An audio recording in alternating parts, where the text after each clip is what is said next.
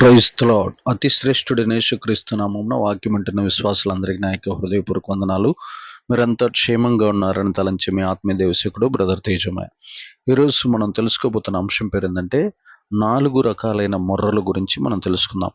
ఈ 4 రకాలైన మొర్రలు ఎలాగ దేవుణ్ణి చేరతాయో, ఏమి చేస్తే ఆ మొర్ర దేవుణ్ణి చేరుతుందో మనం చూద్దాం.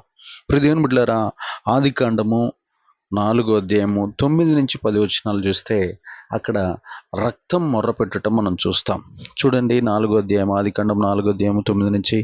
యెహోవా, నీ తమ్ముడైన ఏబేలు ఎక్కడున్నాడని కయ్యూను అడగ్గా, అతడు, నేను ఎరగను, నా తమ్మునికి నేను కావలివాడనా అనెను. అప్పుడు ఆయన, నీవు చేసిన పని ఏమిటి?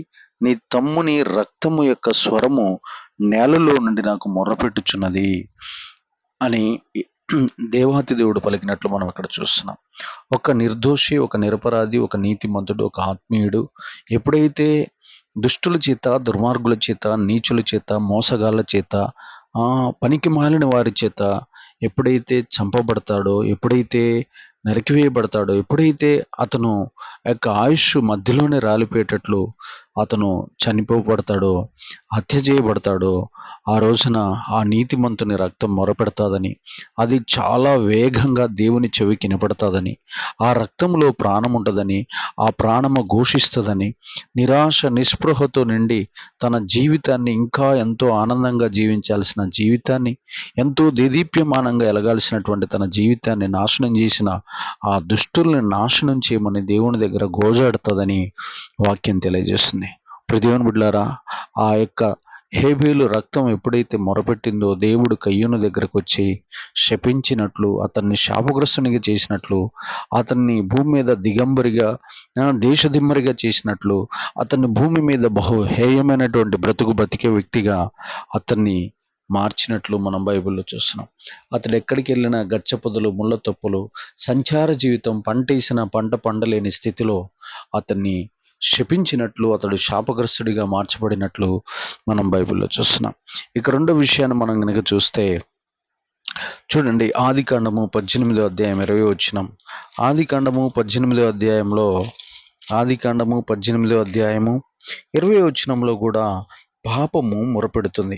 మరియు యెహోవా, సొదొమ గొమొర్రాలను గూర్చిన మొర్ర గొప్పది గనుక వారి పాపము బహుభారమైనది గనుకను నేను దిగిపోయి నా యొద్దకు వచ్చినది ఆ మొర్ర చొప్పునని వారు సంపూర్ణంగా చేసిరో లేదో చూచెదను, చేయనిడలా నేను తెలుసుకుందునెను. చూడండి ప్రియ దేవుని బిడ్డలారా, పాపము కూడా మొరపెడుతుందని వాక్యం తెలియజేస్తుంది. పాపం, ఎవరు ఎలాంటి పాపం చేసినా ఆ పాపము దేవుని దగ్గరికి వెళ్ళి వారిని పట్టుకోమని, వారిని నాశనం చేయమని, వారిని భూమి మీద లేకుండా తుడిచివేయమని పాపము మొరపెడుతుంది. మనం చేసిన పాపము అది ఏమి చేయదనుకొని చాలామంది ఇచ్చలవిడిగా జీవిస్తూ ఉంటారు, ఇష్టం వచ్చినట్టు బ్రతుకుతూ ఉంటారు. ఎన్నో కుట్రలు, కుతంత్రాలు, మోసాలు, మాయలు, ఎన్నో రకాలైనటువంటి వెన్నుపోట్లు పొడుస్తూ ఉంటారు. ఎన్నో రకాలైనటువంటి పాపపు క్రియలు చేసి ఏమి తెలియనన్నట్టుగా జీవిస్తూ ఉంటారు. అయితే ఏ పాపము, ఏ యొక్క భయంకరమైనటువంటి క్రియలు దేవుని ఎదుట దేవునికి తెలియదు అనుకొని చేస్తున్నారో, రహస్యంగా చేస్తున్నారో, ఆ రహస్యంగా చేసిన పాపం అంతా దేవుని దగ్గరికి వెళ్ళి మొరపెడతాదని బైబిల్లో రాయబడింది. సొదొమ గొమొర్రా ప్రజలు ఇష్టం వచ్చినట్లు వారి పాపం చేసినట్లు, వారి పాపము పురుషులు, స్త్రీలు, పురుషులు, జంతువులు, స్త్రీలు కలిసి అనేక రకాలైన పాపపు క్రియలు చేసి వారు వాటితో శయనించినట్లు, దాని ద్వారా భయంకరమైనటువంటి వ్యభిచార క్రియలు సొదొమ పట్టణాన్ని చుట్టూ అలుముకొని ఉండటం వల్ల ఆ ప్రాంతంలో ఏలుబడి చేస్తున్నటువంటి దూత, ఆ ప్రాంతం మీద అధికారిగా ఉన్నటువంటి ఆ యొక్క ప్రాంతము పూర్తిగా ఆ ప్రాంతం ఏదైతే ఉందో సొదొమ గొమొర్రా ప్రాంతము దేవుని దగ్గరికి వెళ్ళి మొర్రపెట్టినట్లు, అయ్యా, నేను ఈ భూమి మీద ఈ ప్రాంత పాపాన్ని నేను చూడలేకపోతున్నాను, నన్ను శుద్ధి చేయమని అడిగినట్లు, అప్పుడు దేవుడు ఆకాశంలో నుండి అగ్నిగంధకాలను పంపించి సొదొమ గొమొర్రాని, ఆ ప్రాంతాన్ని ఏలుతున్న పాపాన్ని అగ్నిలో కాల్చి విడుదల చేసినట్లు మనం బైబిల్లో చూస్తున్నాం. చూడండి ప్రియ దేవుని బిడ్డలారా, మనం విచ్చలవిడిగా చేస్తున్నటువంటి పాపాన్ని ఏదో ఒక రోజు అది మొరపెట్టి మనల్ని, మన కుటుంబాన్ని, మన తరాన్ని పట్టుకొని భూమి మీద ఆ యొక్క ఏ పాపమైతే చేశారో ఆ వ్యక్తుల యొక్క జీవితాలు భూమి మీద ఉండకుండా వాళ్ళని నాశనం చేయడానికి పాపానికి అధికారం ఉంది. కాబట్టి ఆ పాపాన్ని మనం విడిచిపెట్టి ప్రభు రక్తం చేత కడగబడి పరిశుద్ధులుగా మనం మార్చబడదాము గాక. తర్వాత మూడో మొర్ర ఒకసారి మనం చూద్దాం. నిర్గమకాండము 2వ అధ్యాయము ఒకసారి మనం చూస్తే నిర్గమకాండము 2వ అధ్యాయము 23వ వచనం ఒకసారి మనం చూసినప్పుడు అక్కడ రాయబడినటువంటి మాటలు మనం పరిశీలిద్దాం. 2:23 దేవునికి సమస్త మహిమ ఘనత. అలాగున అనేక దినములు జరిగిన మీదట ఐగుప్తు రాజు చనిపోయాను. ఇజ్రాయేలీలు తాము చేయుచున్న వెట్టి పనులను బట్టి నిట్టూర్పులు విడుచుచు మొర్ర పెట్టుచుండగా తమ వెట్టి పనులను బట్టి వారు పెట్టిన మొర్ర దేవుని యొద్దకు చేరెను. ఇజ్రాయేలీలు మొర్ర పెట్టారు. ఫరో అతని సేవకులు ప్రజలను ఎంతో బాధించారు, వేదనకు గురి చేశారు, ఎన్నో రకాలుగా వారిని హింసించారు.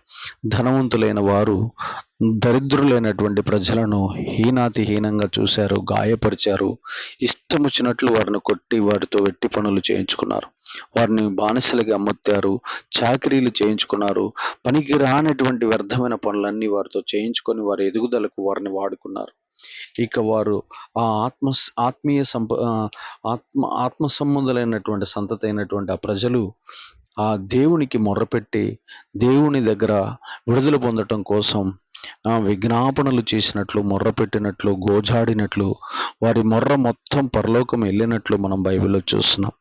వారి మొర్రను విని దేవుడు ఒక ఆత్మ సంబంధమైన నాయకుడిని వారి దగ్గరికి పంపించి ఆ ఫరో చేతిలోంచి, ఫరో సైన్యం చేతిలోంచి, ఐగుప్తు దేశ ప్రజల కఠినమైన అధికారుల చేతిలో నుంచి, దుర్మార్గుల చేతిలోంచి, ఆ బలవంతుల చేతిలోంచి బలహీనులైన ప్రజల్ని బయటికి తీసుకురావడానికి దేవుడు మోషేని పుట్టించి, మోషేని వాడుకొని, మోషేని పిలుచుకొని, మోషే ద్వారా ఆ ప్రజలందరినీ రక్షించుకున్నట్లు మనం బైబిల్లో చూస్తున్నాం. చూడండి ప్రియ దేవుని బిడ్డలారా, ధనవంతులైనటువంటి వారు అనేక మందిని జాతిహీనత్వం చూసి, రక్తహీనత్వం చూసి, ఆ రంగుహీనత్వాన్ని చూసి, ప్రాంతీయహీనత్వాన్ని చూసి పరదేశులైన ప్రజలను భయంకరంగా వెట్టి చాకరీలు చేయించి, తోటి సహోదరులను వారిని ఇష్టం వచ్చినట్టు కొట్టి, తిట్టి, వారి మాన ప్రాణాలు తీసి, విడిగా పాపం చేసినందున, విడిగా వారి మీద ఏలుబడి చేసినందున దేవుని కోపం రగులుకొని ఐగుప్తు దేశం మీదకి 10 తెగుళ్ళు, ఐగుప్తు దేశములో జ్యేష్ఠ కుమారులందరి మీదకి మరణము, ఐగుప్తు దేశపు సైన్యాన్ని మొత్తాన్ని ఎర్ర సముద్రంలో సర్వనాశనం చేసి చంపేసినట్లు మనం బైబిల్లో చూస్తున్నాం. కాబట్టి ప్రియ దేవుని పిల్లలారా, మనం మొర్రపెడితే బలవంతులు, ధనవంతులు, రాజులు, ప్రభుత్వాలు సమస్తము కూలిపోతాయి. ఎవరెవరైతే మనల్ని దోపిడీ చేస్తున్నారో, దౌర్జన్యం చేస్తున్నారో, ఎవరెవరైతే మనల్ని అణిచివేయాలని కుట్రలు, కుతంత్రాలు చేస్తున్నారో వారి కుటుంబాలు, వారి ప్రభుత్వాలు, వారి దేశాలు, వారి రథాలు, వారి అధికారాలు, వారి పదవులు అన్నీ కూడా అగ్నిలో కాలి బూడిదైపోతాయన్న సంగతి మనం మర్చిపోకుండా విశ్వాసంతో ముందుకు సాగదము గాక. ఆ తర్వాత యాకోబుకు రాసిన పత్రిక 5వ అధ్యాయం 4వ వచనం ఒకసారి చూస్తే, యాకోబుకు రాసిన పత్రిక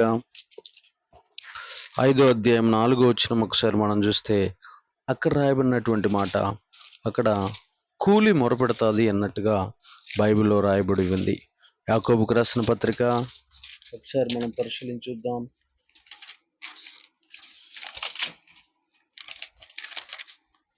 5వ అధ్యాయము 4వ వచనం చూడండి. ఇక్కడ రాయబడిన మాటను, ఇదిగో మీ చేలు కోసిరి పనివారికి ఇయ్యక మీరు మోసముగా బిగబట్టిన కూలి మొరపెట్టుచున్నది.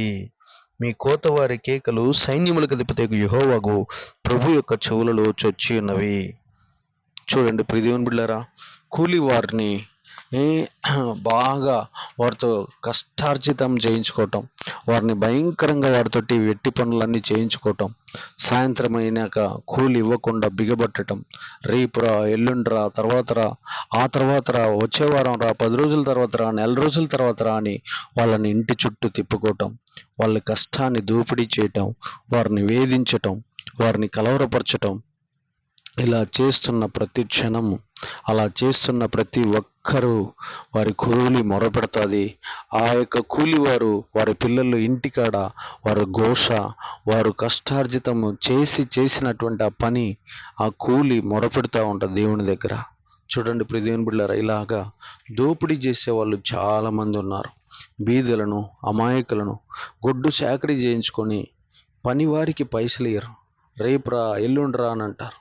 వాళ్ళ బాధలో ఉండి, ఓ దేవా, మేము చేసిన పనికి ఫలితం లేదని ఏడుస్తూ నిట్టూరిస్తే సైన్యములకు అధిపతి యెహోవా వారి మీద, వారి కుటుంబాల మీద నిప్పులు చెరిగి సర్వనాశనం చేస్తాడు. వారు పతనావస్థకి వెళ్ళిపోయేటట్లు ఆహారం, వస్త్రాలు, బట్టలు కూడా వారికి దొరకకుండా చేస్తాడు. కారణం ఏంటంటే బీదవారిని ఏడిపిస్తే దేవుడు అసలు ఊరుకోడు. వారి కన్నీటిని, వారి శాపములను, వారి యొక్క వేదన మొత్తాన్ని దేవుడు చూసి ఎవరెవరైతే అలా కూలి బిగిబట్టారో ఆ కూలి బిగబట్టిన వారి జీవితాలను అతలాకుతలం చేస్తాడు. భయంకరమైన అప్పుల పాలు చేస్తాడు.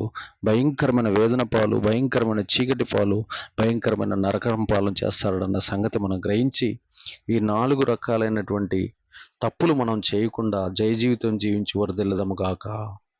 ఆమెన్.